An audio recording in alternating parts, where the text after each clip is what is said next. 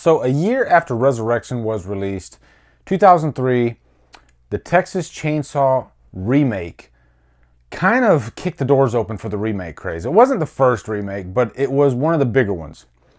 So after that, it's like no major horror franchise was safe. The remake craze was in full effect, and it was just a matter of time before John Carpenter's Halloween was remade. And when controversial filmmaker Rob Zombie expressed interest in reviving the franchise, horror fans were cautious but extremely curious. So here we go, Rob Zombie's Halloween Revisited.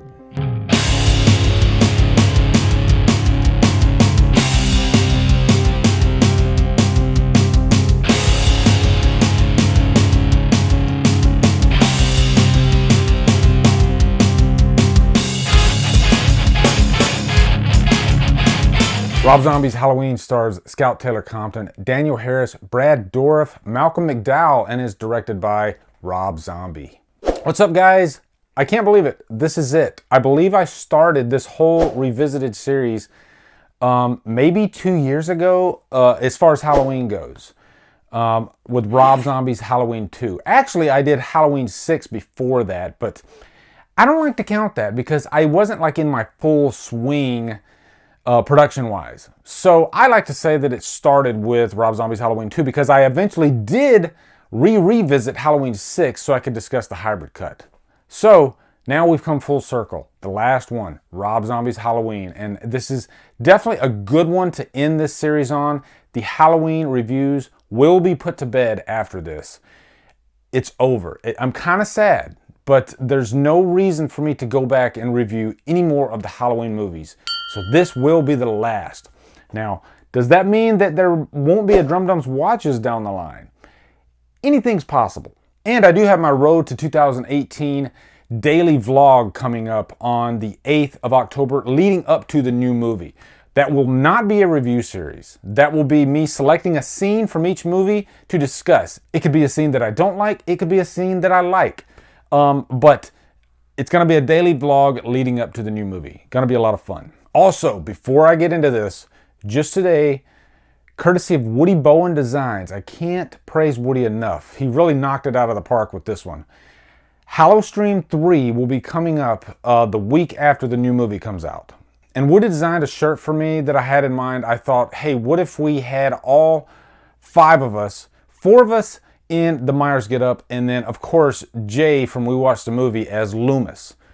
And what you see right here is what it is. It is for sale now at the Drumdums store. Be sure to get one before Hallowstream 3 is released onto the world. And that will be the last Hallowstream. After that, it's over. You get 3 of them. So this one, we're coming up with a tagline for it, maybe Season of the Nips, something like that. We'll see. We'll see what happens. But anyway, we need to get into this review. Rob Zombie's Halloween. I watched this movie again last night. This cut right here, actually, the director's cut. I believe this one's around like an hour and 50 something minutes. And if you look back there behind me, I have both the theatrical cuts of both movies. But I figured, you know what? I'm going to watch the director's cut, and I'm going to discuss the differences between the director's cut and the theatrical cut, as well as the work print. Now, I don't remember too much about the work print. It was one of the first that I watched, actually, when this movie first came out. And that's a good place to start, actually. Let's start with the hoopla around this movie. You know, in the intro, I talked about Resurrection coming out and then Texas Chainsaw Massacre kicking open the doors for the remake craze. Well, then here comes along Rob Zombie. I still remember the day the announcement was made that Rob Zombie was going to be directing a new Halloween movie. And I remember just being excited and scared because I had watched The Devil's Rejects and I had watched House of a Thousand Corpses. And both of those movies I still like. But after watching those movies, you can't deny how, I guess, dangerous of a director Rob Zombie is. You know, he does not care what you think or I think about his movie.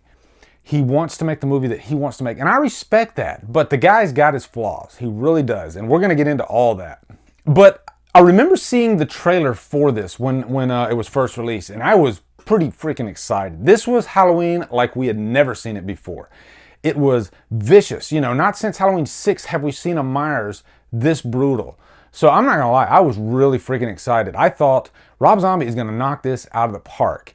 And just a sidestep, you know my thoughts on Rob Zombie's Halloween 2. I still love that movie. I just watched it again recently, a couple weeks ago. Every time I watch it, I like it even more.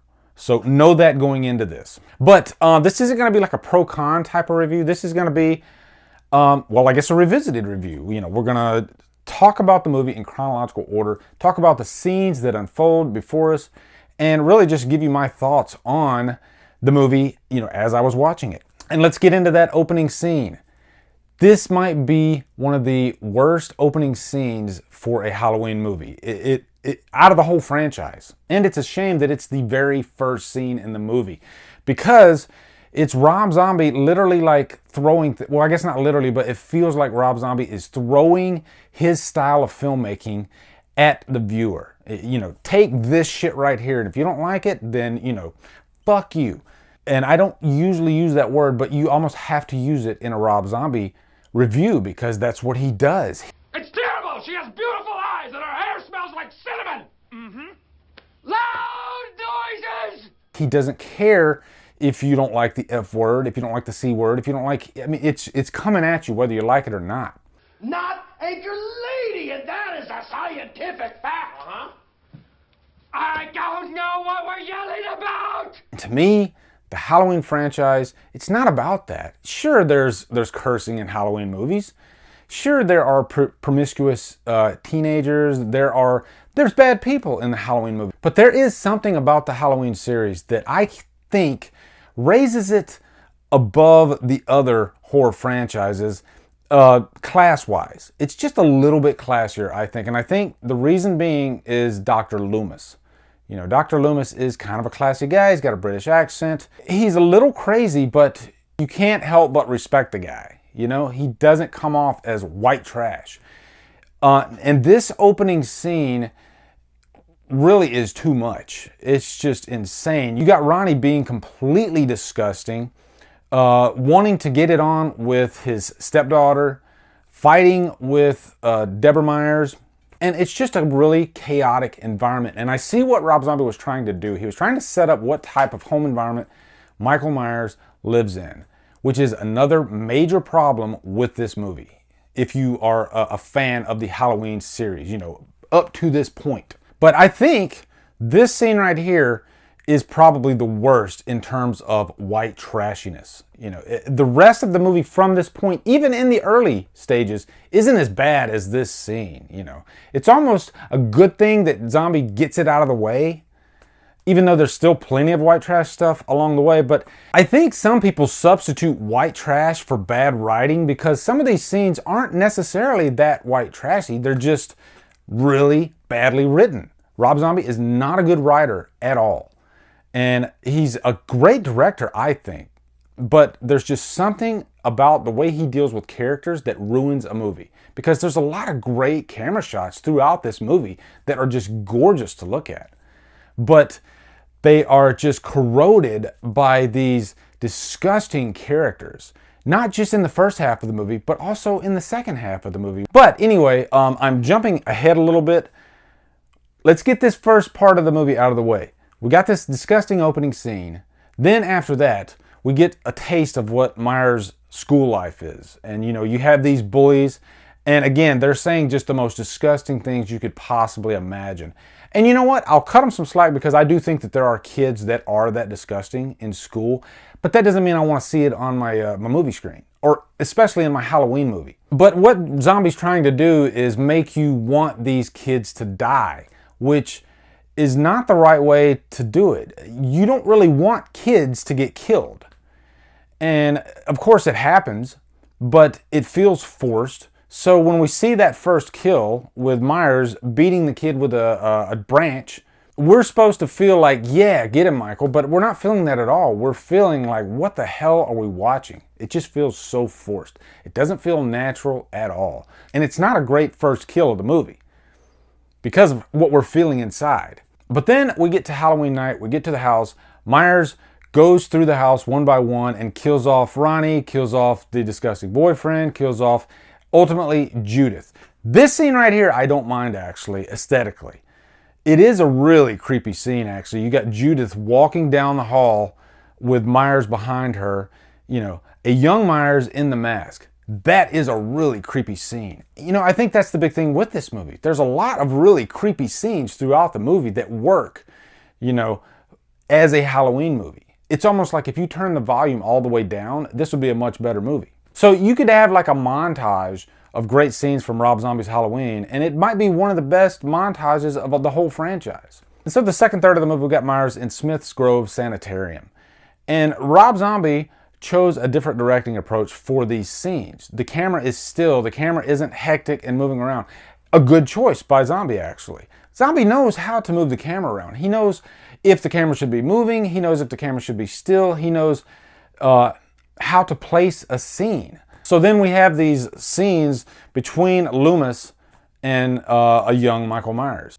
All this time before this movie, I always thought it would be interesting to be a fly on the wall seeing what those conversations were like. We got a glimpse of it in Halloween 2. You know, you just see Myers sitting in the room and just staring through the window. These scenes don't really play out that well, in my opinion. To me, they're kind of a waste. Zombie's trying to build up to the point where Myers just stops talking. When in the original, Myers never talked in the first place once the kills happened. I didn't mind Myers talking before the Judith kill, but Zombie keeps him talking throughout the Smith's Grove scenes, which I think is a huge mistake.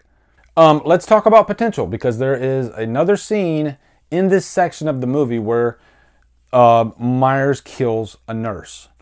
In the director's cut, the nurse makes a derogatory statement against Myers, and then he kills her. In the theatrical cut, they take that out. He just kills her blindly. That's the way it should have went down. That's the way the real Michael Myers would have taken care of this situation. You know, he doesn't care if you are a good person or a bad person. You know, at some point, something just clicks and he's done being a human, really. He's just a force. Where Zombie makes Myers kind of a human, and then sometimes he's a force. You can't have one or the other. Okay, so now we're going to get into the theatrical cut and the director's cut. Because we're going to talk about the escape scene. Two completely different scenes. In the theatrical cut, Myers escapes just by killing some guards, which is kind of too easy. You know, because he breaks the chains, and everything before that hasn't built up to Myers being like indestructible. So it doesn't really make sense. I'm not buying it. But then we got the other scene, the director's cut scene, where there is a rape. You got these two despicable guards, which, again, these people do exist in sanitariums, I'm sure, but what the hell is it doing in my Halloween movie? And they rape this girl in front of Myers. So then we're trying to humanize Myers. We want Myers to save the day, and it just doesn't make sense because that's not who Myers is as a character. And the scene is just really uncomfortable to watch. I don't want to mix Last House on the Left with Halloween. The two don't mix. And this scene really had no place in the movie. And I don't know why, from the start, Zombie wanted to put this in the script. It makes no sense. So really, both scenes, I think, are weak for different reasons. And also, the work print. The big difference you need to know about the work print is the very ending of the movie. Zombie had to come back and tack on an extension to the ending. The work print did not have the full chase between Myers and Laurie Strode. So really, that's all we're going to talk about the work print. It does have a couple of deleted scenes that were cut out, which I actually like, especially Myers stealing a tombstone, which is aesthetically a really cool looking scene. But yeah, anyway, now we're getting into the straight up remake portion of the movie. And that's a big problem with this movie, is it feels like a hodgepodge. It's all over the place. It's like Zombie wanted to tell that first 2/3 of the movie, really. And then he was like, oh shit, we're running out of time, and I still have to get to the Myers-Laurie Strode showdown. So this last third of the movie feels rushed. But this is the most bearable portion of the movie, I think. You know, it feels more like a modern horror film.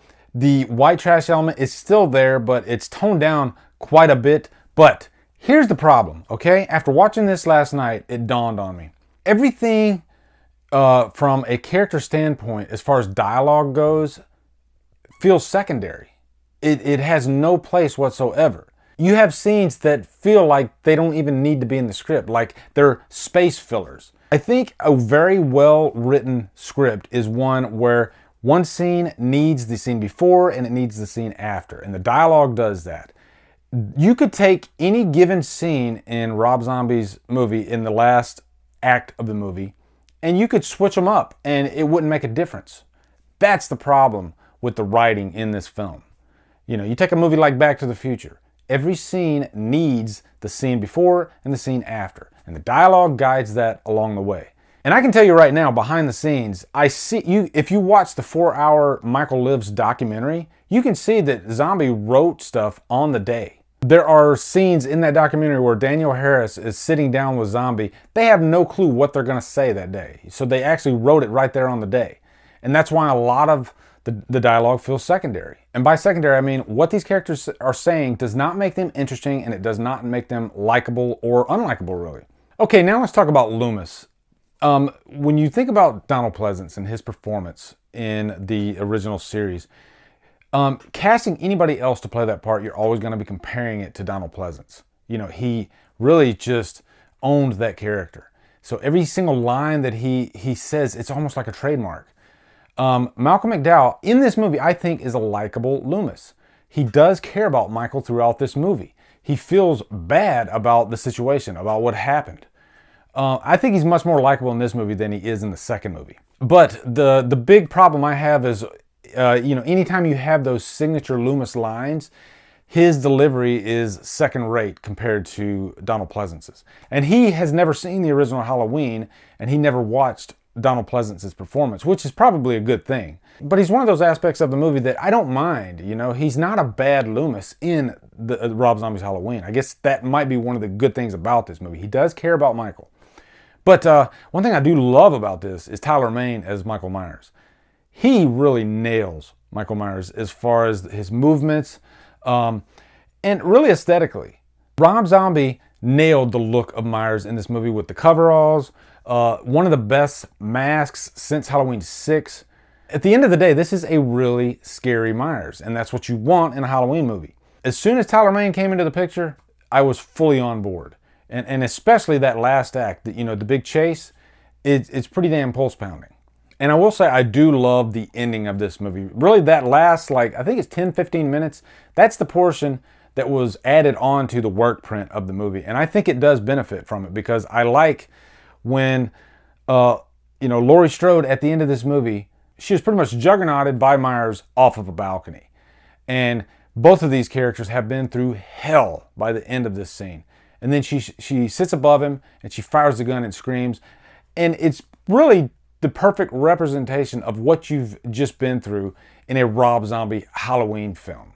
So guys, just to wrap it up, when I think of Rob Zombie's Halloween, I think of frustration. That's what I think of. And I think of headaches, because that's what I am by the end of this movie. I'm frustrated and I have a headache. And I was thinking about it last night. This might be on par with Resurrection, because they both have their own faults. Very different faults, actually, But the last time I watched Resurrection, I wasn't as frustrated with the movie, except for the Busta Rhymes portion of it. But I guess the Rob Zombie dialogue is equal to Busta Rhymes. That's what I'm trying to get at. So it's kind of equal now. My ranking might be a little bit different by the time I rank all these when the new movie comes out. But for a rating on this one, I'm giving it a 2 hours lost. It's a weird movie for me too, because I guess you really have to be in the mood to watch a Rob Zombie Halloween movie. Really, a Rob Zombie movie, period. But this is definitely one of his worst. Rob Zombie's Halloween is just, it's a frustrating movie. And I think the biggest problem with it is it wasn't a finished script. I think if he would have handed that script over to a really good script writer and then they fine-tuned it, this could have been a much better movie, because aesthetically, it does look amazing, There's a lot of great visuals in Rob Zombie's Halloween. But unfortunately, the dialogue is just completely detestable and horrible. And when you don't like Danielle Harris in a Halloween movie, then that's not a good sign. So guys, that's it. The last revisited Halloween review. I can't believe it. It's finally over. I'm kind of sad. Gonna miss talking about these movies, but you know, it's got to end somewhere, right? So what are your thoughts on Rob Zombie's Halloween? Let me know in the comments. Also, revisited reviews are not done though. I'm going to be revisiting It Follows.